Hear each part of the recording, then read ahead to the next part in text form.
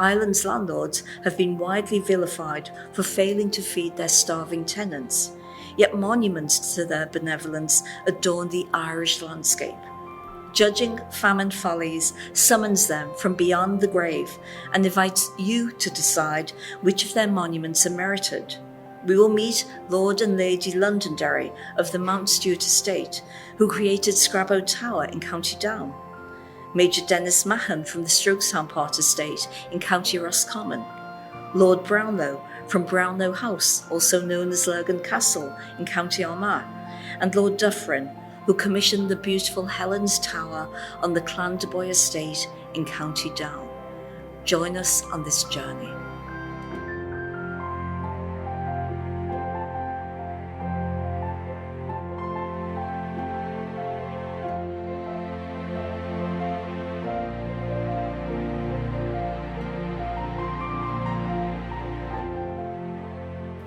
Major Denis Mahon is probably the most famous of all landlords we know about, and his role during the Great Hunger.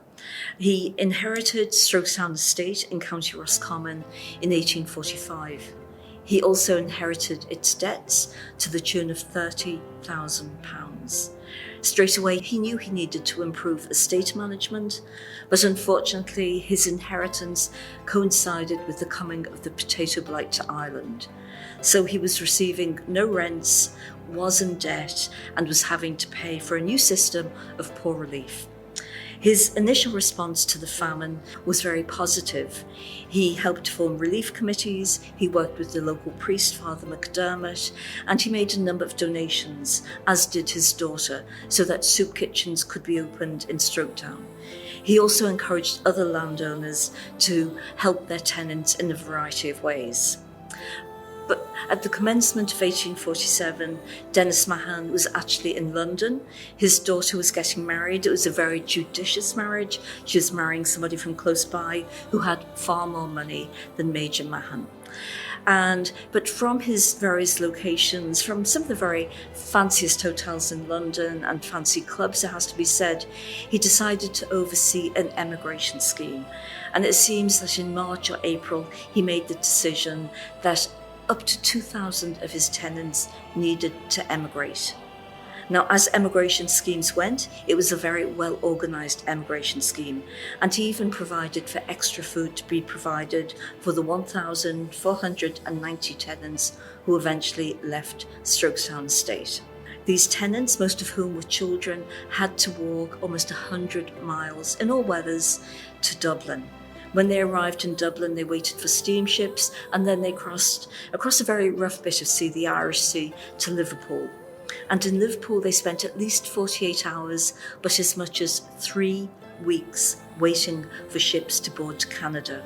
In the end, they were divided into 4 different ships. Liverpool at that stage was called the City of Plague. So in terms of somewhere to stay, it was pretty lethal. We also know that on the ships, many who boarded were unwittingly carriers of disease. And unfortunately, 1/3 of those emigrants died either at sea or shortly after arriving in Canada. By the end of summer, news was coming back to Strokestown of the deaths of these emigrants. At this stage, Mahan had returned to his estate and he'd resumed duties. He was a poor law guardian for the Roscommon Poor Law Union. He actually chided the local parish priest, Father McDermott, for not having done enough to help the poor. But unfortunately, early November 1847, when he was returning from a meeting of the Poor Law Guardians in County Roscommon, Major Mahon was assassinated. And his assassination outraged public opinion. Unfortunately, there was more outrage over the death of one Irish landlord than the deaths of thousands of Irish emigrants. But he became notorious as the first major landlord to be assassinated during the Great Famine. Here in Strokestown House, the home of Major Mahon, Denis Mahon, who was assassinated during the Great Famine, and there are many reasons for this assassination. First and foremost would be the enforced emigration of his tenants, indeed the assisted emigration, as he liked to call it himself. of his tenants to Dublin rather than the ports of Sligo, which were much easier to access from here in Strokestown. We've also found that he obliterated a whole class of cottiers. Tenants, to a fair degree, survived the famine one way or the other, or they emigrated, but the cottiers were wiped out as an entire class in their fourth class mud cabins here around Strokestown. We know that he forced marched people to Dublin, to the boats there, to Liverpool and onwards. There were 297 families who were forced marched along the banks of the canal up to Dublin, to boats which were less than seaworthy, although he claimed to have provided extra victuals for them. But inevitably many people died on his boats, as great a percentage as any of the coffin ships. So we'll associate his name with the coffin ships, and his infamy, I think, is to a credit that the nation now owns this house and not the descendants of Denis Mahon. I am Major Denis Mahon, and I stand here today in front of Strokestown House, my house, to explain, to tell, and hopefully convince you as to who I was and what happened to me and why it was wrong. People don't understand that what I inherited when you become landed gentry wasn't riches, wasn't everything wonderful and great. What I inherited was debt. But what you've got to understand is to survive. And for those whom I was responsible for to survive as well, I had to take the hard decisions. And this idea of assisted immigration was one of the greatest of those ideas. Yes, it did require taking people from their homes and removing them to Dublin and beyond, but that was for their own good, for their own lives to be saved, and that's what happened. The majority of people who made that trip to Dublin and from Dublin and Liverpool on to Canada, they survived, they lived lives, and their generations ahead of them are still alive today because of decisions that I took. If I was to sit back and live off what little there was here in Strokestown, they wouldn't have survived. I wouldn't have survived. Strokestown would not have survived. What you've got to remember is that as a landlord, it is more than just living in a big house. It's about being responsible for them people and to them people. And everything that I did, everything that I tried, it was for them. And to be shot down and murdered, to be murdered under the order of someone who is supposedly a representative of God here, for him to turn round and get those responsible to murder me, shame on you.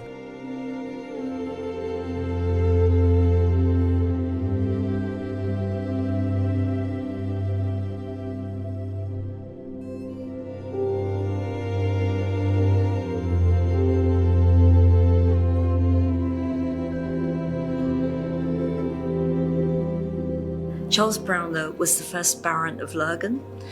As Lord Lurgan, he was very involved in politics. He'd been a member of the British Parliament as a young man, and he was incredibly conservative. In the 1820s, he belonged to the Orange Order. He opposed Catholic emancipation and was a personal critic of Daniel O'Connell. But suddenly his politics changed, and he became a liberal and a supporter of Catholic emancipation, which was granted in Ireland in 1829. During the famine, he was a member of the Lurgan Board of Guardians. And there was traditionally a myth that people in the north of Ireland, particularly Protestants in the northeast, did not suffer much during the famine. But the suffering in Lurgan was compared by Quakers who visited, comparable to the suffering in Skibbereen, which was so famous, the little town in the southwest of Ireland. In fact, the mortality in the early part of 1847 was the highest for any workhouse in Ireland, in the Lurgan Union. So he had a lot to cope with. And according to tradition, he spent every day in the workhouse, staying there for up to 5 hours a day. Again, according to local tradition, in 1847, as part of a general improvement of his domain, he commissioned a lake to be built, and that lake is still there and considered part of the beauty of the whole area. Unfortunately, because of his work in the workhouse, he contracted fever, what we now know, or what was known as famine fever, and in April 1847 he died. And what we do know from newspaper accounts is he was deeply lamented by the local people of Lurgan, who felt they'd lost a friend and a champion. And just to mention his wife, we also know she was active in relief and contributed to a bazaar, a ladies' bazaar that was organised to raise funds in Belfast in the early part of 1847. So both Lady Lurgan and Lord Lurgan contributed greatly to helping relief in their local area during those dark times. I was chair of the Board of Guardians. The Lurgan workhouse was designed for 800 people. Between September and December 1846, numbers increased from over 313 to over 800. In December, 58 died, and in the first week of February 1847, the mortality rate in the Lurgan workhouse was 95, the highest figure in Ulster. The town and country were in a most wretched state. I encouraged the setting up of relief committees. The gentry, including myself, clergy of all denominations, and large farmers subscribed. I extended Lurgan Lake and offered employment. Tenants with carts drew the material away and created Kitchen Hill, named by the local people, because when they dumped the soil from the lake, they were provided with food. Alas, being involved in relief work, I failed to avoid the typhus and died on the 30th of April, 1847.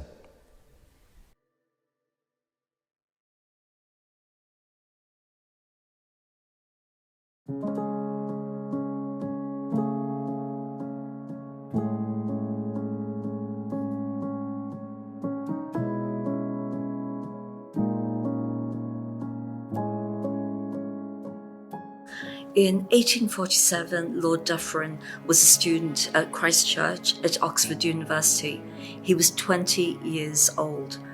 During spring break, he and his friend George Boyle, who was the Earl of Glasgow, decided to go to Ireland. They'd heard very much about the suffering, particularly in the southwest of Ireland, and so they headed over to Dublin, and there they learned of a place called Skibbereen. And so they travelled down to Skibbereen, and they spent 24 hours in this small town. And Dufferin kept a very accurate record of everything he saw. And he wrote, "The awfulness of the situation cannot be exaggerated. It is beyond words." When he came back to Oxford University, he actually published his words as a pamphlet, and the proceeds of that pamphlet, which is still in publication, was sent to Skibbereen. He also appealed to his fellow students to raise money on behalf of the poor of Skibbereen, but it's clear he never forgot the poor of Ireland. In 1849, when many accounts said the famine was over, he sent another £500 from his own funds. So again, especially compared with other Irish landlords of the day, he was an extremely generous benefactor to Ireland. One of the importances of what Dufferin did is there was so much negative publicity about what was happening in Ireland, particularly in some of the British media led by the Times of London. And they said that everything was exaggerated. The Irish poor were not really suffering. They were lazy. They created a culture of dependency. But words of people like Lord Dufferin, Asenath Nicholson and others actually served as an antidote to that negative publicity. So not only did he contribute directly to famine relief by writing about what he personally witnessed, he served a very useful purpose. Lord Dufferin's mother was a writer and a poet of note. She wrote the very famous Lament for the Irish Immigrant, which apparently was President Abraham Lincoln's favourite poem and favourite song. But later in life she suffered from cancer, and in 1848, as part of his general desire to do something for famine relief, Lord Dufferin commissioned what became known as Helen's Tower, a beautiful 3-storey tower set in County Down. It was quite private and it was celebrated in poetry. Tennyson actually wrote about Helen's Tower and described Helen, who had inspired it, as being comparable to Helen of Troy. And so when his mother didn't feel well, Helen's Tower was very much her retreat. Lord Dufferin assuaged his juvenile conscience by visiting places like Skibbereen at the height of the famine and tut-tutting about the terrible scenes he found there. He also opposed tenant right. He cleared the land to better landscape his house, and he felt it was the duty of government to uphold law and order and to allow immigration in order to thin out the population. This memorial to his mother is not the actions of a dear, loving boy, but of a hard landlord himself. As a young man, I was conflicted by loyalty to my class and by my memory of Skibbereen, which I visited with a friend in February 1847, at the height of the Great Famine. I remember our stagecoach being surrounded by crowds of wretched creatures begging for something to eat. Wan little faces thrust themselves in at the window. I remember dead bodies putrefying in the midst of the sick remnants of their families, until the rats and decay made it difficult to recognise that they once had been human beings. I remember my own shame as we threw loaves of bread from the hotel window and a ragged rabble screamed and fought on the street below for a few crumbs. I had contempt for absentee landlords. When I came of age and was responsible for the Clandyboy estate, I walked the land visiting tenants in their homes and cabins. I gave remission of rent of £2,000. I provided as much as £18,000 to outgoing tenants for the improvements that they had effected. I spent £78,000 in bettering conditions on the farms without an increase in rent. I provided employment digging 2 lakes and improving roads. Through a love of poetry, affection for my mother, and a romantic streak through my character. Building Helen's Tower was romance with practical intent. It was a famine relief scheme. It was not a post-famine family vanity project like Scrabo Tower. I'm standing on top of Helen's Tower, a tower in the Scottish baronial style, built here on the Ulster landscape. I'm looking straight at Strangford Lough, and behind my back is Belfast Lough. I built this tower because of my mother's love of poetry and because of my great affection for my mother.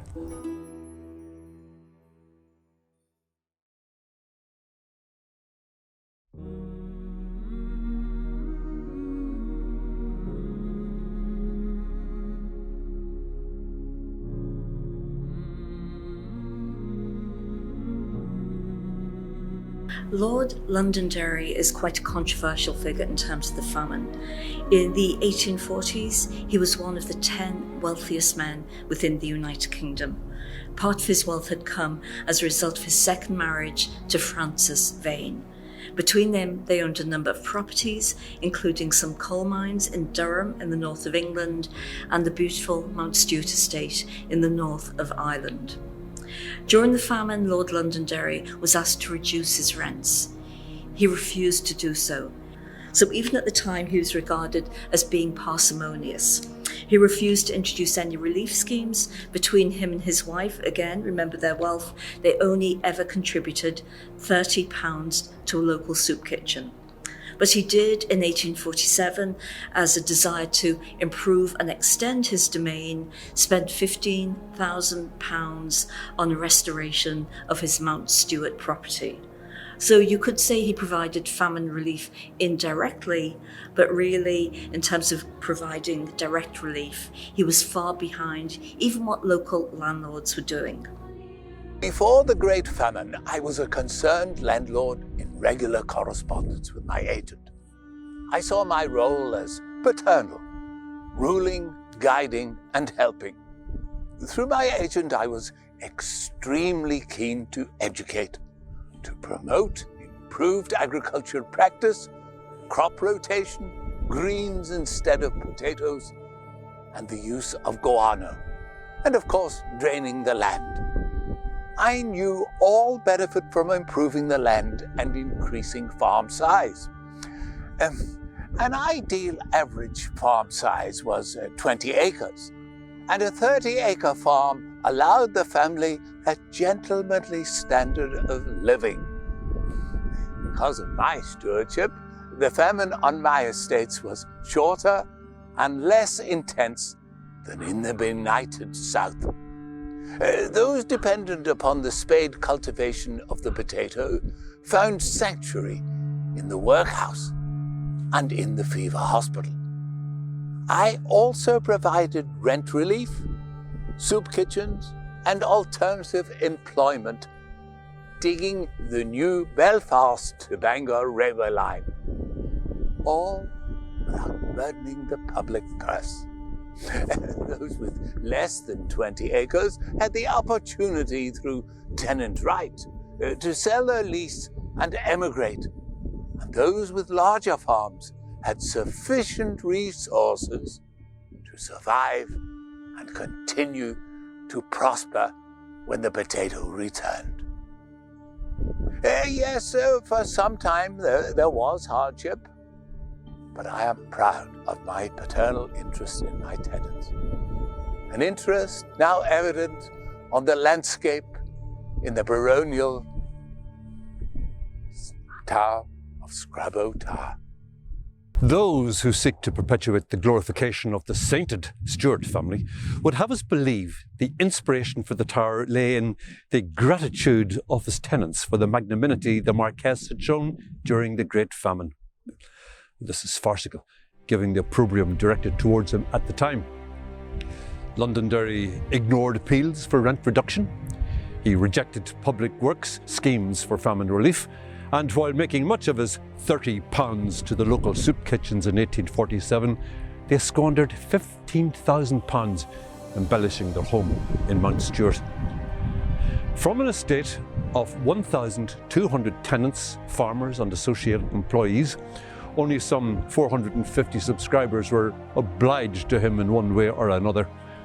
700 of these tenants had joined in a demand for tenant rights and lower rents. 2/3 of the expense of the tower was paid for by 98 subscribers, including, of all people, Emperor Napoleon III, and the vast majority of those were fellow toughs, anxious to famine wash their class.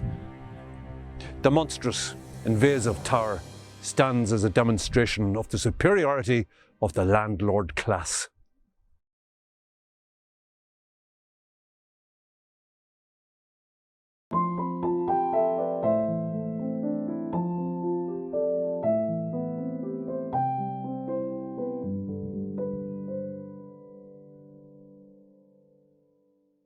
There is a very stark contrast between what Lord Londonderry was doing on his Mount Stuart estate and what his wife was doing on her estate in County Antrim. One thing that Frances Vane, Lady Londonderry, did during the famine was she commissioned an addition to her estate, and that became known as Garron's Tower, again a beautiful building that provided local employment in the area. But one mistake she made, perhaps, was that she actually commissioned for a memorial to be erected at the nearby Garron Point that spoke about the suffering during the famine years, but referred to Ireland's affliction and England's generosity. In the post-famine decades, this was not well received, and as you can imagine, England's generosity has been scratched over. But again, I think the actions of Lady Londonderry and Lord Londonderry show the complexity of responses to famine relief. Frances Vane, Lady Londonderry, was Lord Londonderry's second wife. When she married him, he already had a son who was his son and heir. After Lord Londonderry died in 1854, it was decided they should erect a monument to him. In fact, in the end, 2 monuments were erected because the son and his stepmother could not agree. So the son, the new Lord Londonderry, actually commissioned a beautiful memorial tower to be built on what was Scrabo Hill. Initially, it was known as the Londonderry Memorial, but as time went on and the memory of what Lord Londonderry had done during the famine, its name was changed to the Scrabo Tower on Scrabo Hill. Again, initially, there were some attempts to say it had been financed by all his tenants as a thank you for his role during the famine. Again, we know that that was not the case, and we know that the main contributor to Scrabo Tower was, in fact, Napoleon III, the Emperor of France, who was a personal friend of Lord Londonderry. Lady Londonderry has 2 monuments, follies to her own cold compassion. I refer to the mansion at Garron Tower and the slab of inscribed rock on the coast road. Incredibly, in February 1848, as the famine was still devastating the Antrim Hills, she cleared tenants off the land and laid the foundation stone of yet another big house. In 1850, after the expenditure of thousands of pounds, the Lord Lieutenant, Lord Clarendon, no less, attended the official housewarming. That must have been a great comfort to the 102 people whose claddens were tumbled on the site. Her Coast Road memorial contained a section which has since been removed.